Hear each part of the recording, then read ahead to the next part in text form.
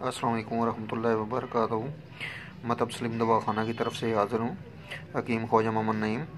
ये हम आपको आज एक नुस्खा दे रहे हैं सफूफ पेन किलर का, जिसके अंदर 7 अज़ा शामिल हैं, 7 जड़ी बूटियाँ शामिल हैं।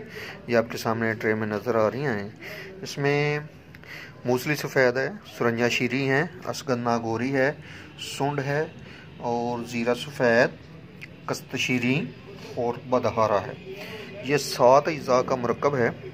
ये सफूफ पेन किलर के नाम से हम बनाते हैं, अर्सा 2 साल से हम बना रहे हैं। और ये जर्नल कमज़ोरी, जोड़ों के दर्द, बदन के दर्द, मोरों के दर्द के ऊपर बेहतरीन और रिजल्टेबल चीज़ है। अल्हम्दुलिल्लाह, अल्लाह पाक का एहसान है कि इस नुस्खे की मौजूदगी में और किसी भी चीज़ की ज़रूरत नहीं पड़ती।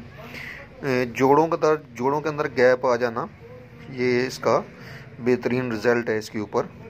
और इसको तमाम चीज़ों को ग्राइंड करें, ग्राइंड करके कपड़ छान कर लें और सुबह शाम एक एक चम्मच इस्तेमाल करें दूध के साथ। 1 माह का इस्तेमाल हैरान कुन रिज़ल्ट आपके सामने कर देगा।